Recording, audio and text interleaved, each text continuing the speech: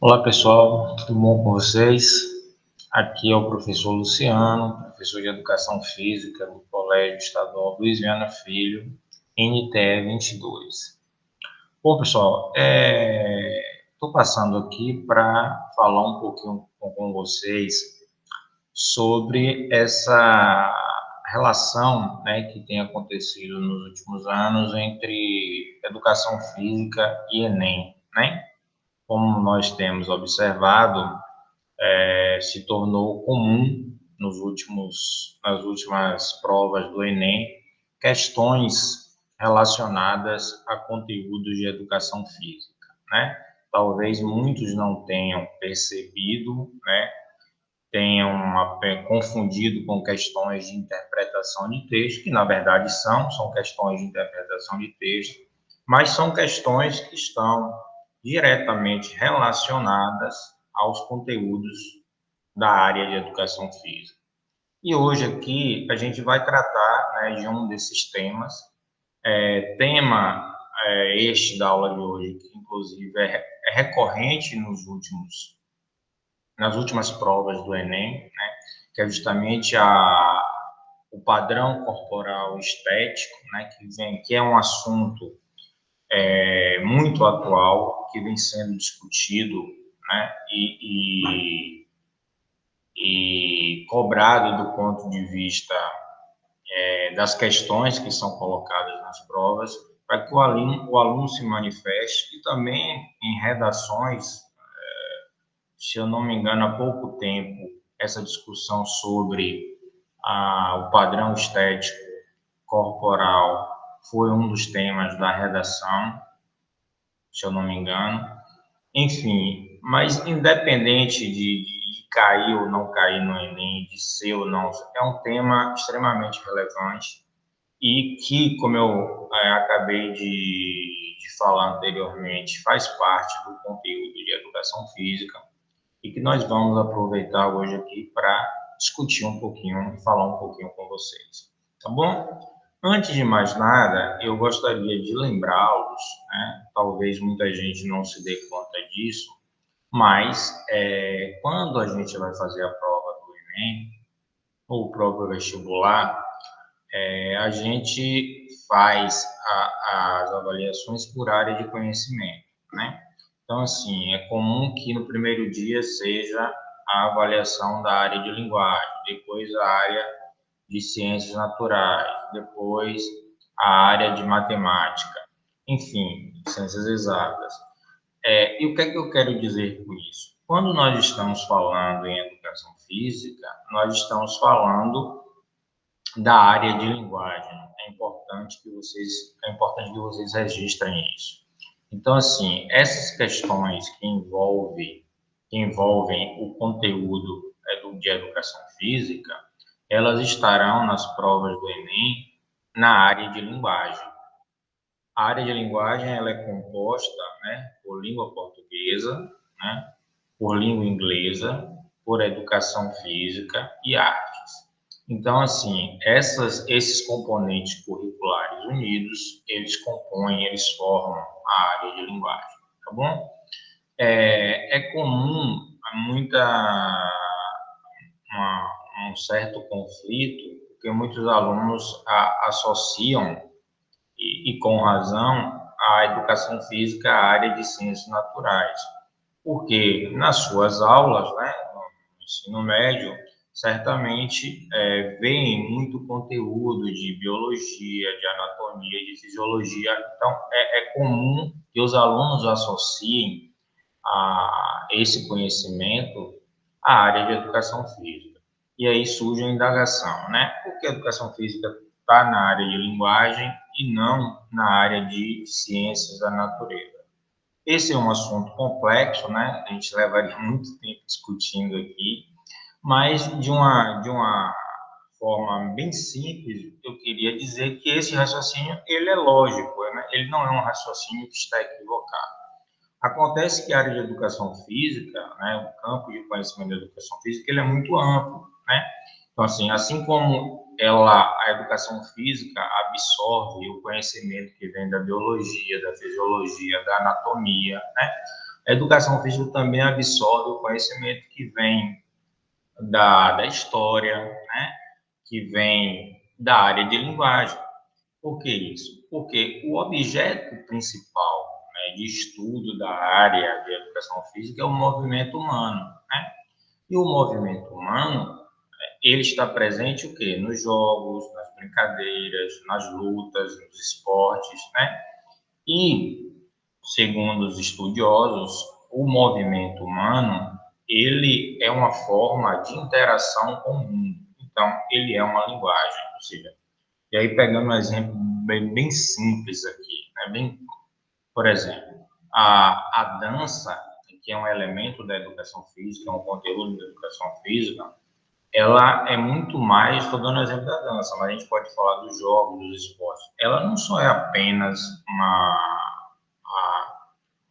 uma série de movimentos que são executados corretamente. Não. A dança, ela é uma forma de expressão, de se expressar, né?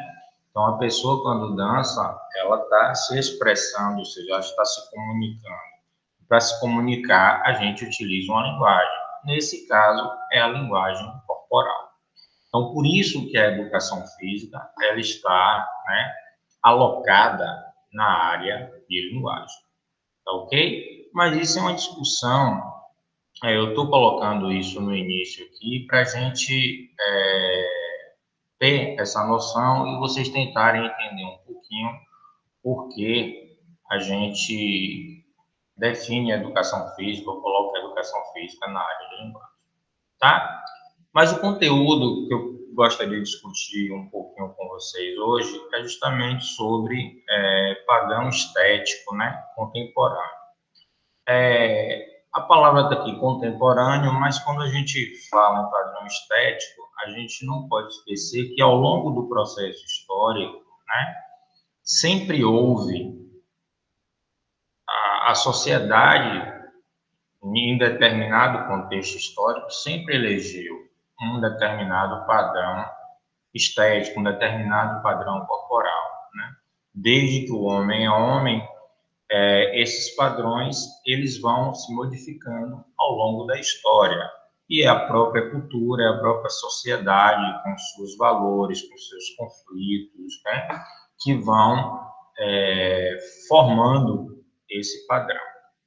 Então, assim, se nós mergulharmos na história e formos parar lá na Grécia Antiga, né, que é a gente chama o berço da nossa civilização, a gente vai ver que lá na Grécia Antiga já existia essa preocupação, esse culto ao corpo, né? Essa preocupação, a preocupação com os exercícios físicos já se fazia nessa época, inclusive as próprias mulheres faziam atividade física, faziam exercício físico, havia essa exposição do corpo, né, a busca pela simetria, pela beleza corporal, que estava justamente nos corpos mais esbeltos, nos corpos mais fortes, enfim. Então, esse era o padrão, esse era o modelo da Grécia Antiga. Na Idade Média, a gente vai ter vai surgir uma coisa diferente em relação a essa percepção de corpo. E aí, como eu falei com vocês, é sempre o contexto histórico que vai determinar como é que se vê esse corpo, né? Então, a gente não pode esquecer que a Idade Média, ela é fortemente influenciada pelos dogmas da Igreja, né? Então, assim, nós temos o culto ao corpo dá lugar, na verdade, ao seu contraponto, que seria a esconder o corpo, né? Por quê? Porque tudo que é corporal, tudo que é relacionado ao corpo físico, está relacionado ao que é profano, ao que é o pecado. Então, a gente percebe que nesse momento o corpo ele está associado justamente às coisas ruins. enfim, justamente pelos dogmas da igreja. Então, esse corpo ele deve ser escondido. Então, assim, a gente não pode nem falar que há, na Idade Média, um padrão corporal. O que há, na verdade, é a negação, né? A tentativa de esconder o corpo, né? Essa exibição, como acontecia na Grécia Antiga. Bom, no Renascimento, a gente tem esse retorno, o nome já diz, renascer. Renascimento é justamente a retomada desses ideais gregos, gregos latinos, né? Então, volta a essa necessidade, a sociedade tem novamente a necessidade dessa exibição, dessa exposição corporal. No entanto, aqui, se ela se assemelha, o Renascimento ela se assemelha a esse ideal de exposição, na verdade ela se diferencia no modelo, né? Enquanto na Grécia Antiga nós tínhamos essa questão dos corpos mais sarados, mais fortes, o padrão, principalmente das mulheres no Renascimento, é um padrão mais cheinho, mais redondo, né? Com os seios generosos, enfim. Então, nós temos no Renascimento um padrão totalmente diferente do padrão grego e também do padrão que nós conhecemos hoje, né? Então, assim, esse processo, principalmente do Renascimento, ele fica bem claro, né, nas pinturas dos principais artistas renascentistas, nas obras, mas principalmente nas pinturas, né? Então, a gente vai perceber justamente os rostos cheios, as formas mais arredondadas, enfim, porque era o padrão que era o padrão estético renascentista, era justamente esse padrão, né? Nas últimas décadas do nosso século, né, a gente percebe um novo padrão que vai se formando em relação à questão estética, em questão ao padrão corporal, né? Então, até a década de 90, por aí, a gente tem aquele, continuam sendo, né, continua sendo um padrão de que tem como foco principalmente as mulheres, né, principalmente os modelos, até porque aí a gente tem também já uma influência, principalmente dos meios de comunicação de massa. Aí na década de 90 a gente está falando ainda de televisão, principalmente da TV, né? Então a gente tem a influência dos modelos, que eram que mulheres altas, magras, né? E com uma percepção de saúde, de saudável, né? De pessoas saudáveis. Então era um padrão que se disseminava, né, que tinha nos modelos os seus principais representantes e que passa a ser altamente difundido pelos meios de comunicação de massa, especificamente a TV.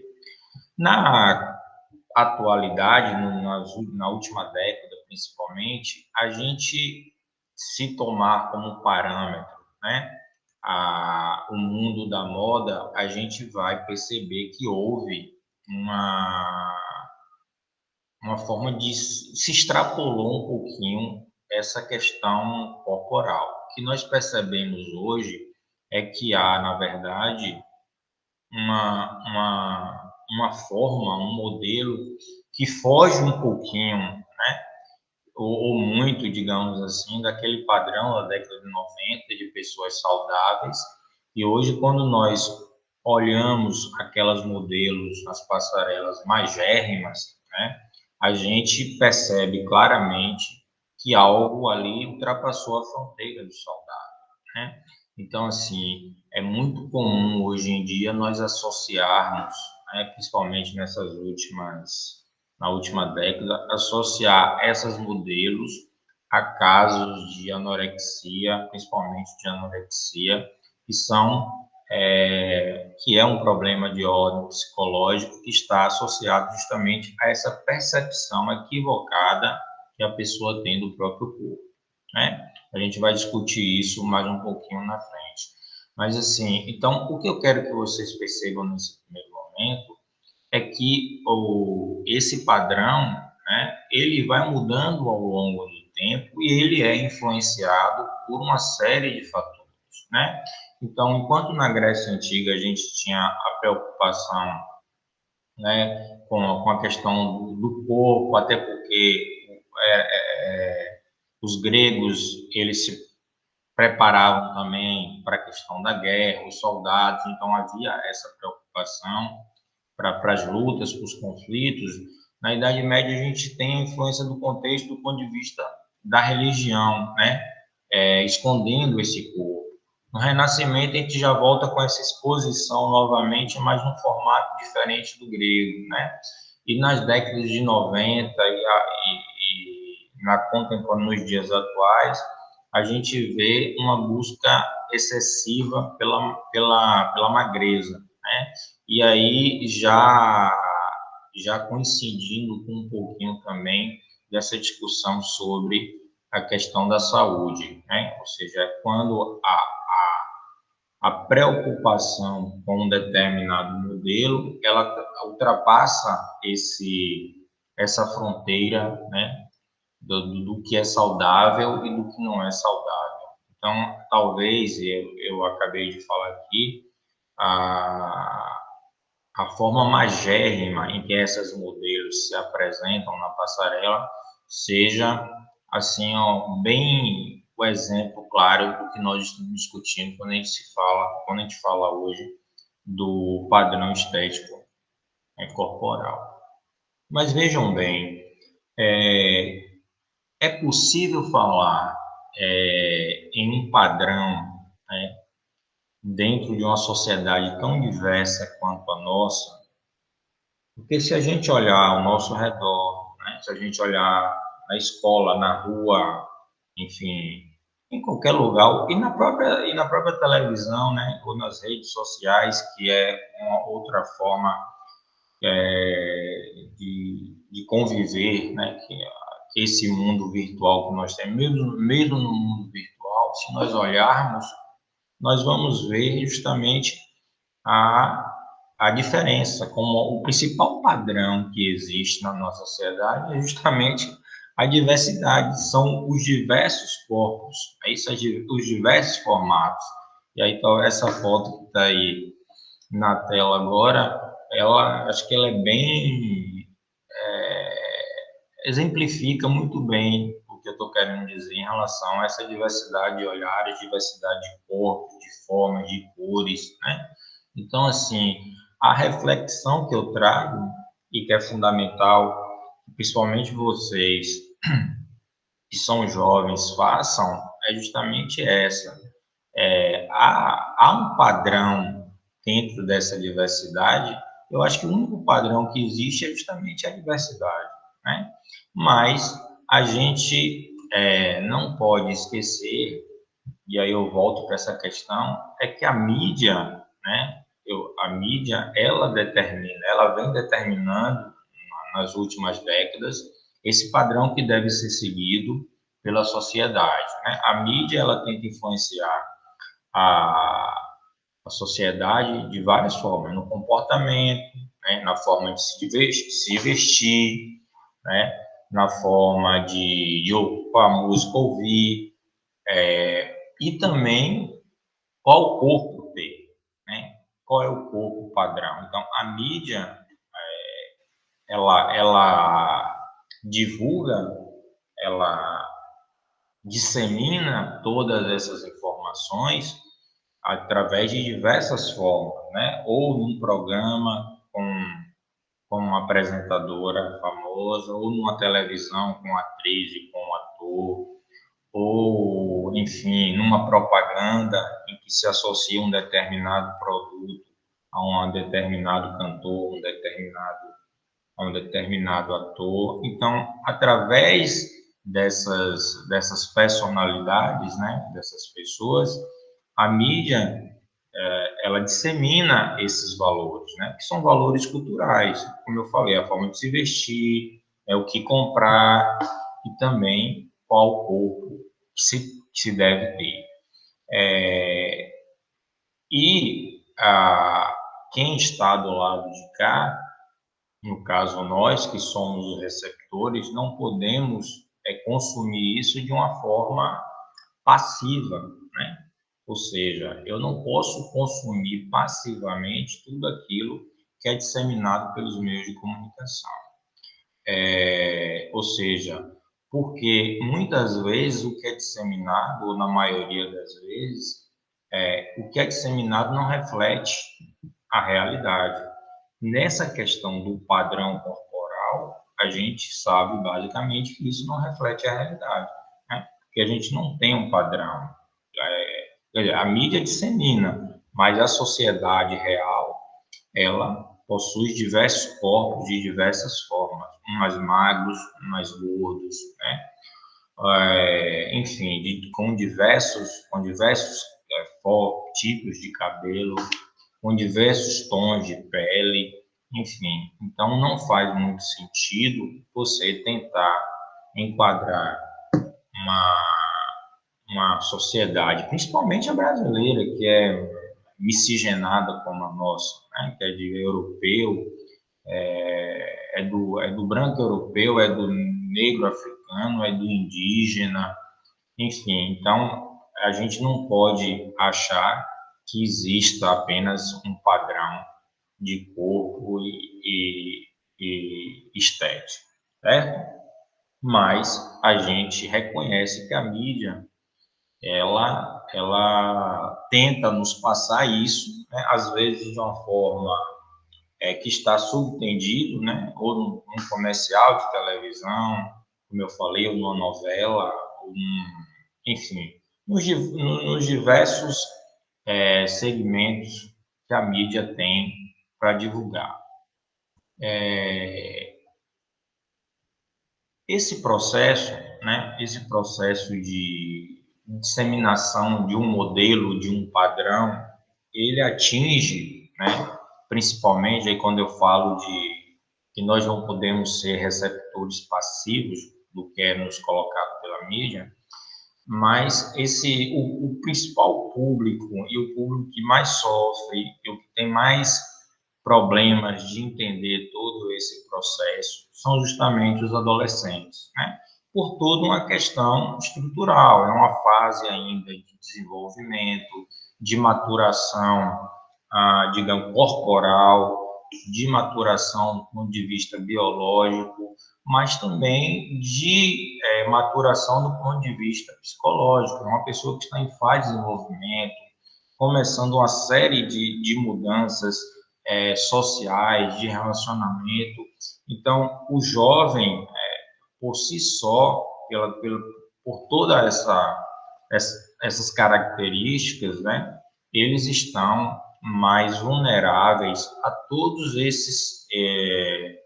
esses processos, a essas exigências que são disseminadas e que muitas vezes inconscientemente, né, reverbera na própria sociedade, né? Então é muito comum, eu tenho um episódio assim, sou professor de educação física há algum tempo e eu já tive principalmente alunas elas querem basicamente perder peso e a pergunta eu nunca esqueço disso, o dia que chegou uma aluna para mim e falou, professor, eu olhei para ela, ela estava magérrima, já achei assim, né, abaixo do peso, ela olhou para o professor, eu preciso perder 5 quilos. Aí eu olhei para ela e falei, não, você não precisa perder 5 quilos, né? Você tem que ganhar alguns quilos, porque se você fizer seu IMC, né, todo mundo sabe, o IMC é o Índice de Massa Corporal, é um cálculozinho que a gente utiliza para saber se o aluno ele está abaixo do peso, no peso normal ele está acima do peso, né? É o índice de massa corporal. E eu falei para ela, se você fazer o cálculo do seu índice de massa corporal, né, que é o peso dividido pela sua altura ao quadrado, você vai ver que no resultado aí o seu peso vai dar abaixo do peso. Então você não precisa perder peso. E nos homens é muito comum a gente, professor, eu preciso ganhar massa muscular, professor, anabolizante é bom, o que é que a gente toma para ganhar massa muscular, enfim. Então é muito comum a gente ouvir, né, assim, são esses dois lados diferentes que caracterizam. Obviamente pode ser só uma curiosidade, mas pode também ser já um indício de que são pessoas que terão ou poderão desenvolver mais tarde algum transtorno psicológico, né? Então, o que são, no fundo desses três transtornos psicológicos que eu vou acabar de falar para vocês aqui, todos eles têm como pano de fundo justamente essa insatisfação com o padrão corporal. Então, assim, o que é a anorexia? A anorexia é justamente essa disfunção que a pessoa tem ao se olhar, ou seja, ela vai se enxergar diferente do que ela realmente é. Então, um anoréxico, ele acha que ele já está magro, ele acha que ele precisa emagrecer mais ainda, né? Então, ele não come. Enfim, então, é uma disfunção, é um transtorno psicológico que precisa de acompanhamento. Alguns casos se resolve, né, apenas com tratamento psicológico, em outros casos a pessoa precisa de um acompanhamento também psiquiátrico, é necessário que tome medicação além de fazer o tratamento, o acompanhamento psicológico, né?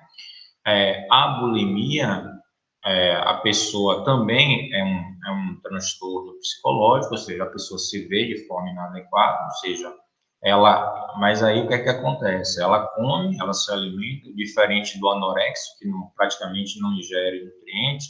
O bulímico, a bulímica, ele ingere o alimento, mas depois ele se arrepende daquele ato, e aí ele provoca justamente a regurgitação, ou seja, colocar para fora aquilo que ele ingeriu, né? Justamente com medo de ganhar peso e de engordar. Então, é um processo totalmente disfuncional, né? Que está relacionado justamente a essa percepção equivocada que ele tem do próprio corpo. Por último, nós temos a vigorexia, que também seria o controle, o oposto das outras duas, né? A vigorexia, que é mais comum nos homens, assim como a anorexia e a bulimia é mais comum nas mulheres, não quer dizer que não existam nos homens, a vigorexia ela é mais comum no homem, né? Também não quer dizer que não exista nas mulheres. Mas o que é a vigorexia? O cara, ele está forte, ele está com ganho muscular, mas ele acha que não. E aí ele quer, ter mais ganho de massa muscular do que ele já tem. E aí, em muitos casos, existe, né, aquela a forma de se exercitar de forma exacerbada, né? O cara quer malhar uma, duas, três vezes por dia, né? Ou seja, então há um excesso no caso aí, muitos casos também caminham para a questão do uso, se recorre a anabolizantes, que é outra questão que a gente vai discutir mais lá na frente. Mas o que a gente coloca, gente, nessas três questões, e que é fundamental nesses três transtornos psicológicos que eu acabei de falar, é justamente essa percepção equivocada que você tem do próprio corpo, né? E essa percepção está equivocada, ela tem como pano de fundo, como principal causa, justamente aquele modelo, aquele padrão que se busca alcançar, e que não se enxerga devidamente, porque, como eu acabei de falar, trata-se de um transtorno psicológico e a pessoa ela precisa de ajuda para enxergar, né, que ela tem um problema e ela precisa se tratar, correto? E aí a gente levanta uma questão que eu acho fundamental dentro de todo esse processo, né? Que vale tudo pelo padrão, né? Ou seja, para se alcançar um determinado modelo corporal, um determinado padrão, vale tudo, né? Vale qualquer sacrifício, porque assim, do ponto de vista fisiológico, né? Do ponto de vista biológico e do ponto de vista do conhecimento que a gente tem sobre saúde, né, sobre qualidade de vida, sobre um corpo saudável, a gente precisa entender que, primeiro, não existem mágicas, né? Aliás, o principal disso tudo é você se respeitar como pessoa e se entender como ser humano único, né? Buscar, se você está acima do peso e acha que do ponto de vista da sua saúde você precisa fazer alguma coisa para perder peso, para ter uma vida com mais qualidade de vida, é uma coisa. Aí você vai buscar quais são os seus passos, né? Se eu estou acima do peso, acho que isso pode me prejudicar. Então, eu tenho que buscar uma vida mais saudável. Como é que eu faço isso? Eu tenho duas opções. Eu preciso melhorar a minha alimentação e eu preciso fazer mais atividade física. Assim, não existe mágica quando se quer ter uma vida mais saudável, né? Do ponto de vista dessas duas questões, que é peso, né? É perder calorias, ganhar calorias. Então, basicamente, se você quer ter, você está acima do peso e quer perder peso, você precisa melhorar sua alimentação e fazer mais atividade física, correto? Então, o restante é tudo invenção. Então, se alguém lhe disser, tome um chá ou um shake que você vai perder tantos quilos, tome determinado remédio que você vai perder tantos quilos. Então, assim, não existe, até onde eu sei, não existe nenhuma receita mágica que vai fazer com que você não perca peso se você não melhorar sua alimentação e fazer atividade física, né? Isso é uma questão que já está consolidada no meio científico, certo?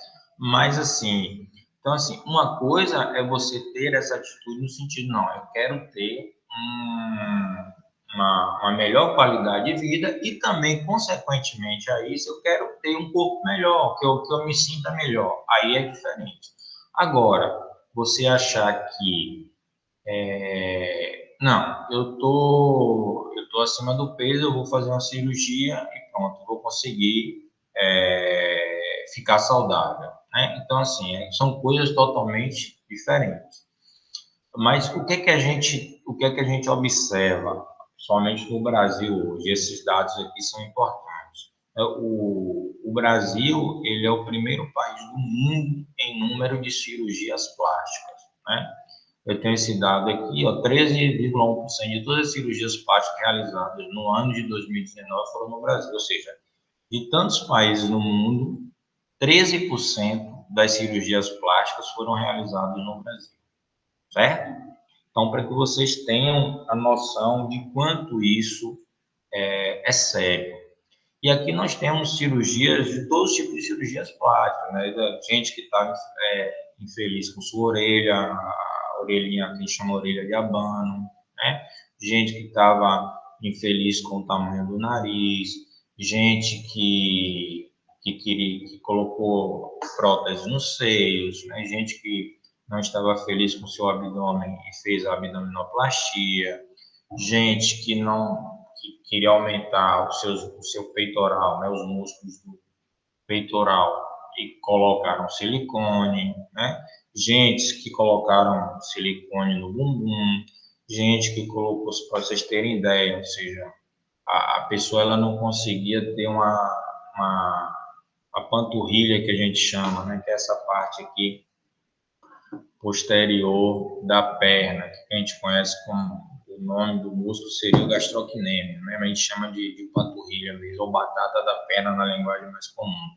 Então, as pessoas não conseguem desenvolver aquilo na academia e muitos colocam silicone justamente para aumentar de tamanho e ter esteticamente, né, uma percepção maior da panturrilha. Então, quando a gente fala de cirurgias plásticas, a gente está falando de todos esses tipos de cirurgias, né, que basicamente buscam uma percepção desse modelo, que buscam esse modelo que a gente acabou de falar, que é esse modelo disseminado pela mídia, né? Então, não podemos esquecer que a cirurgia plástica, quer queira ou quer não, ela é uma cirurgia, ela é um procedimento cirúrgico. Então, ela vai ter o seu grau de risco. Então, uma pessoa que está se submetendo a uma cirurgia por uma questão estética, né, por mais que isso a incomode, é que eu não estou julgando quem faz ou quem deixa de fazer, né? Assim, a decisão é sempre da pessoa. Então, se a pessoa está infeliz, né, com uma determinada parte do corpo e ela acha que fazendo aquela cirurgia ela vai se tornar mais feliz, né? Se ela vai ficar menos, se ela não vai ficar mais deprimida, se ela não vai ficar mais introvertida, se ela vai começar, se aquilo vai melhorar a vida dela, não sou eu que vou julgar. O que nós estamos discutindo aqui é essa relação entre o padrão que é disseminado, que é mostrado pela sociedade, que é cultuado pela sociedade, né? E o que as pessoas fazem para se aproximar desse padrão. Então, a cirurgia plástica ela envolve um risco, né?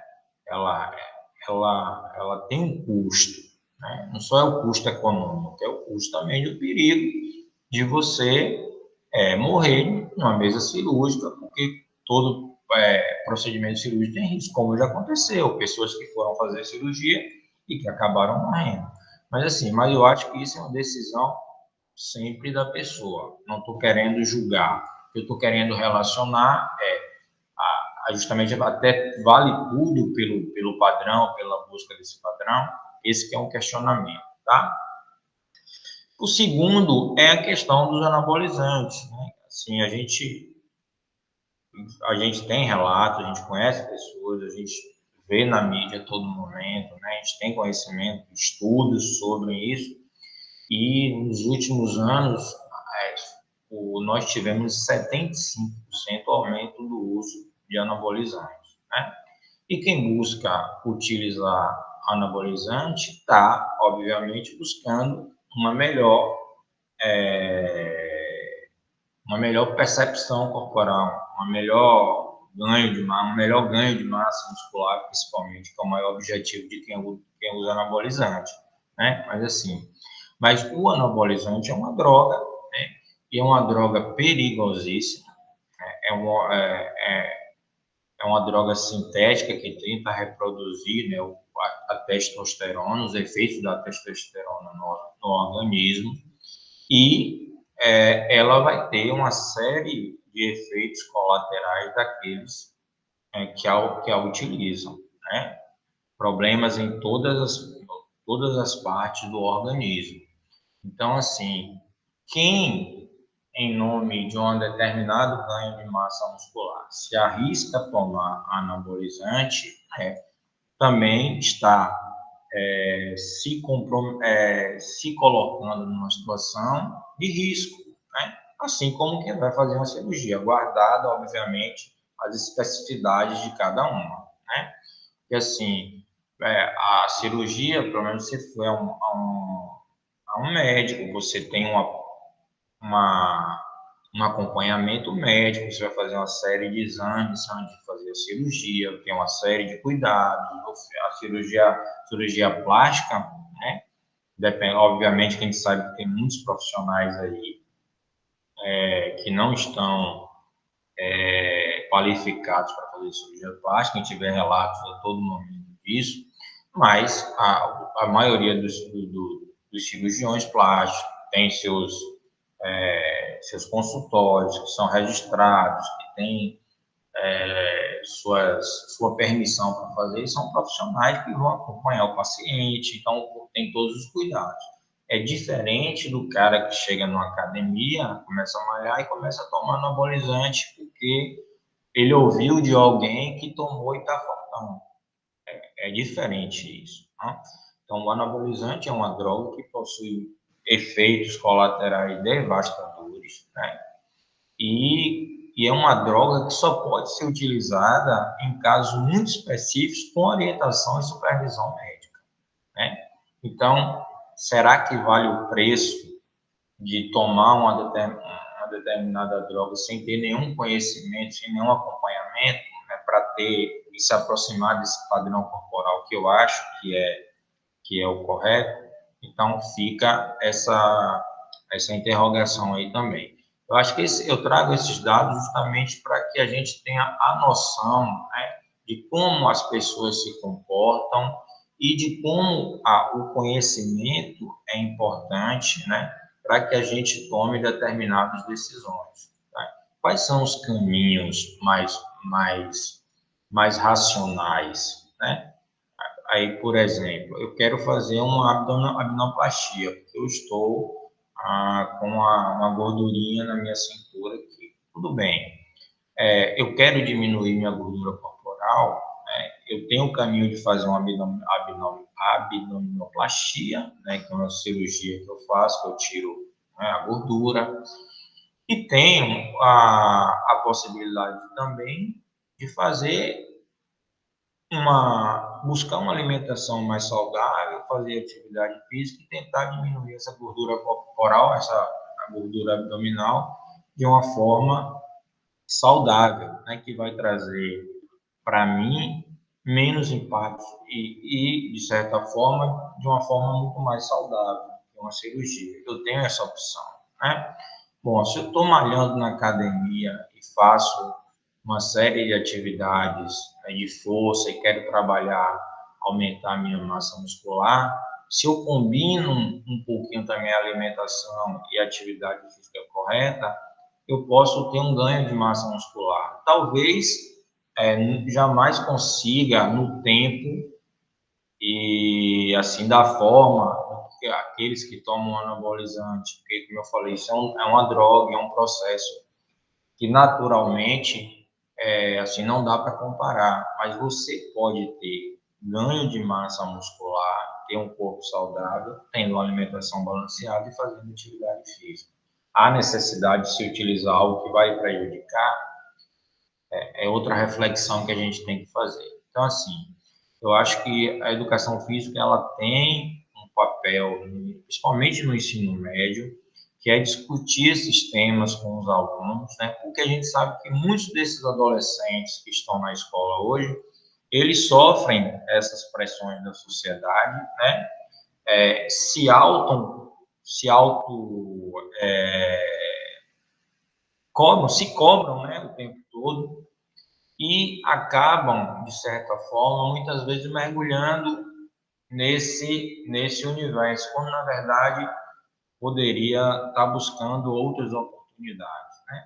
E o conhecimento é fundamental, né? O conhecimento é fundamental, principalmente nesse momento que a gente vive, né? Que é um momento de muita desinformação, muita informação falsa, muita coisa que não tem o maior sentido. Então, assim, a escola, ela mais do que nunca, como garantidora, né, do conhecimento, ela é importante para que a gente reflita sobre algumas atitudes e sobre essas questões que envolvem a sociedade. No caso específico aqui, essa questão da pressão, né, por esse padrão estético. E muito mais nessa sociedade porque diferente do que viviam os gregos, diferente do que viviam os renascentistas, e diferente até do que vivia a geração da década de 90, né? Ou seja, hoje nós vivemos o boom das mídias sociais, das redes sociais. Então, hoje as pessoas se expõem a todo momento, né? Essa exposição corporal, ela é frenética, ela é diária, ela é a todo momento. Percebam, há 40 anos atrás, se eu quisesse me fotografar ou filmar, o que é que eu teria que fazer, né? Alguém teria que vir com a foto, me fotografar. Aí, um tempo depois, tinha que levar para o estúdio para revelar aquela foto, né? Para depois eu pegar a foto, depois que revelar a foto, eu colocar num álbum e aí chamar alguém para ver aquela foto. Se alguém quisesse me filmar 40 anos atrás, aí me filmava, aí depois tinha que editar a fita, eu tinha que botar essa fita num videocassete para chamar alguém. Hoje não. Hoje eu com o celular na mão, eu tiro uma foto aqui, eu gravo um vídeo, e em poucos segundos, várias pessoas no mundo podem estar me vendo, né? Vendo a minha foto ou vendo o meu vídeo. Ou seja, essa exposição, ela é natural, ela faz parte do nosso dia a dia. E as redes sociais fazem isso como ninguém, né? Moldam toda essa forma de nós nos exibirmos, de nós nos expormos. Claro que tem alguns que se expõem menos, mesmo assim se expõem, e tem outros que gostam de se expor mais, né? Então, assim, dentro desse cenário, né, de exposição diária, frenética, é normal que as pessoas queiram se expor mostrando um determinado modelo, um determinado padrão, né? Então, talvez aí esteja a maior das nossas angústias, né? E dos grandes problemas que principalmente os jovens vêm enfrentando, né? Nessas últimas décadas de redes sociais, de exposição, muitos com problemas de aceitação, de percepção equivocada do próprio corpo, né? De sem se entender do ponto de vista humano. Enfim, eu acho que então nunca é tarde para a gente discutir, entender que a gente vive, que existem as cobranças de padrões, a gente não vai negar isso, a mídia está aí fazendo isso a todo tempo, como eu falei, mas que do outro lado existe esse ser humano, né, que precisa entender e respeitar a forma que ele é, né? Eu volto a frisar, existe uma diferença entre fazer algum procedimento ou buscar uma vida mais saudável, fazendo atividade física, comendo melhor, porque está preocupado com sua saúde, do que você fazer isso porque você está preocupado só com o seu padrão estético, com a foto que você vai tirar no final do ano, na ceia de Réveillon, né? Ou seja, a busca, aí quem está falando, assim, já é um professor com experiência, ele deve ser sempre a busca pela melhor qualidade de vida, né?